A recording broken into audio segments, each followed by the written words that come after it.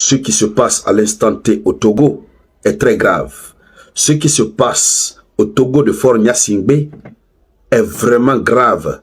Malheureusement, c'est en train de se passer au vu et au su de toute la communauté internationale, mais plus pratiquement et plus précisément de la fameuse organisation qui se trouve être la CEDEAO. À l'instant où nous parlons, le Togo de Faure Gnassingbé est en train de vivre des moments très difficiles qui risquent de déboucher à de véritables tensions inexplicables. Oui, Faure Gnassingbé a décidé de s'éterniser au pouvoir. Et pour ce faire, il a adopté une stratégie. C'est quoi cette stratégie?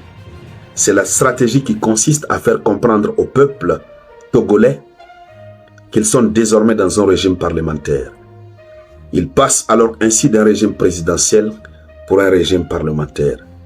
Mais la vérité, c'est que Faure Gnassingbé vient de faire supprimer le suffrage universel direct qui reste et demeure l'un des piliers des régimes démocratiques, qui reste et demeure l'un des actes premiers de la détermination de la volonté souveraine du peuple.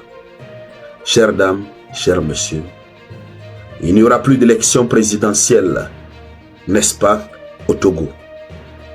Et c'est de cela que nous allons parler dans le cadre de cette vidéoconférence. Nous allons aller dans les véritables profondeurs, mais avant de continuer, permettez-moi de vous demander humblement de sécuriser la vidéoconférence. Sécurisez-la en cliquant beaucoup sur les j'aime, en laissant suffisamment de commentaires. Mettez un commentaire « Salut le samouraï » et ensuite partagez cette vidéoconférence au maximum pour alerter le peuple africain. Parce que beaucoup ne savent pas ce qui est en train de se passer. La communauté internationale fait semblant, fait la sourde oreille.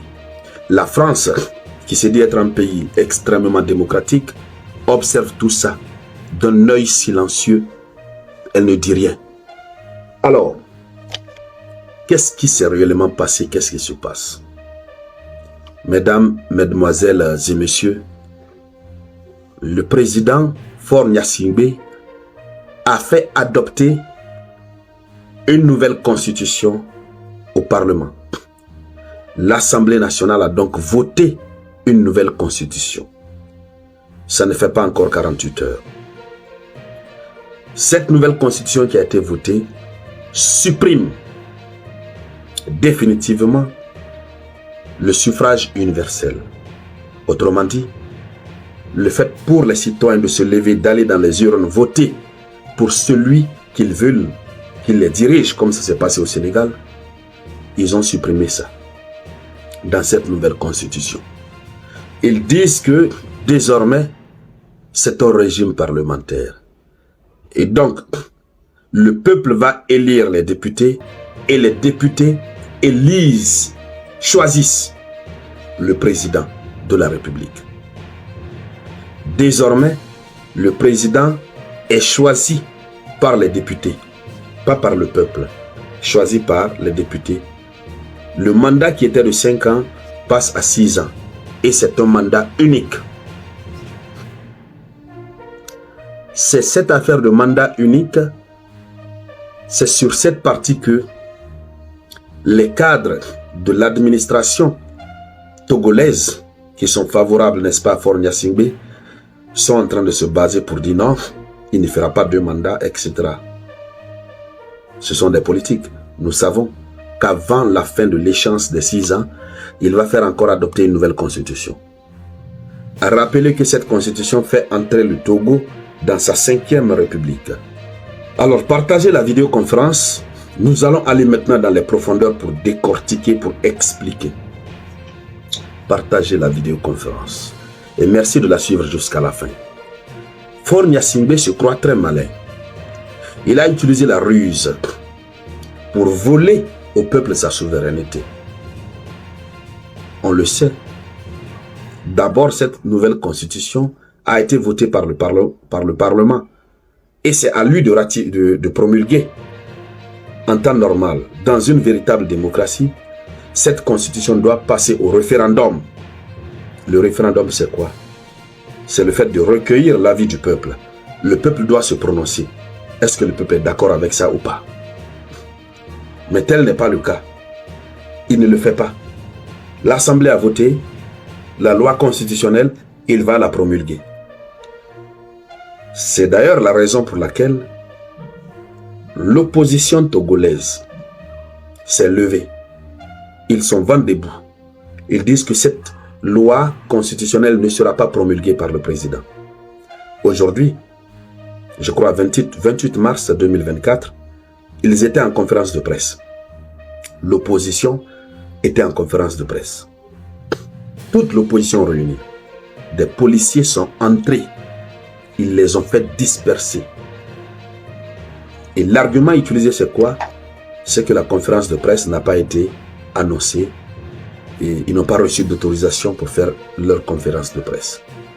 C'est la conférence de presse que ces policiers ont appelée leur réunion. On a besoin de prendre une autorisation en démocratie pour animer une conférence de presse? Chères dames, chers messieurs, la réponse est non. Ça ne se limite pas simplement à l'opposition. Le clergé, l'ensemble des prêtres de l'Église se sont levés. Ils ne sont pas d'accord. Ils demandent à Faure Gnassingbé de ne pas surtout promulguer cette loi. Puisque c'est une constitution, si elle est promulguée, elle va véritablement à l'encontre de la volonté du peuple souverain du Togo. Oui, elle va à l'encontre de la volonté du peuple souverain. Il faut rappeler que la souveraineté appartient au peuple. Oui, qui peut l'exercer par deux moyens. Soit par le biais de ses représentants élus, donc les députés, soit par le peuple lui-même.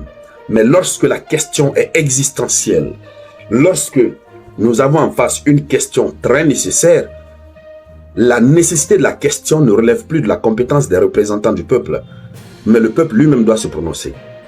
Et dans ces cas pareils, des situations vraiment nécessaires, vous avez l'élection du président de la République.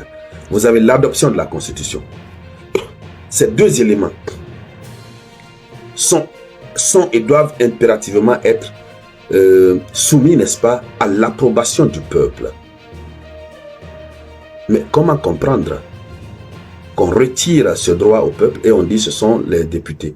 On sait comment les élections législatives se passent. Vous avez une Assemblée nationale majoritairement favorable, n'est-ce pas, au pouvoir en place, que ce soit au Togo de Faure Gnassingbé ou dans n'importe quel pays. Et généralement, vous avez une majorité à l'Assemblée nationale qui est favorable au pouvoir en place.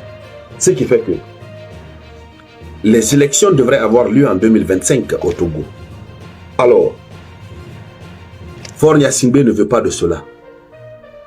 Ses petits copains qui sont à l'Assemblée nationale vont simplement le choisir. Vous voyez combien de fois il est malin?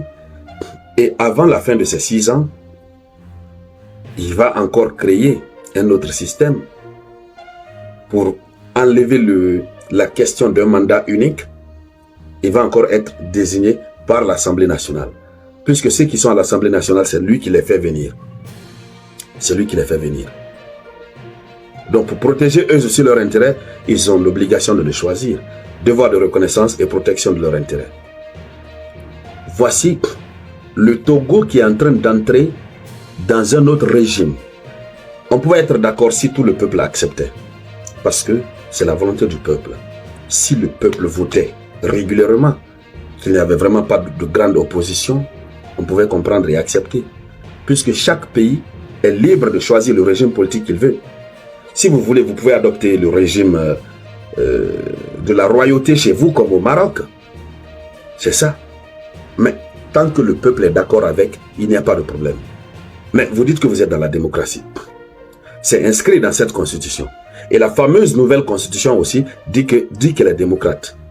Elle est démocratique, j'allais dire. Pendant ce temps, elle viole les droits des citoyens. Mais pourquoi ne pas, évidemment, se lever? Pourquoi la CEDEAO est assise? L'Union africaine est où? Et je crois que ce que Faure Gnassingbé a commencé, il va pousser l'armée togolaise à prendre ses responsabilités.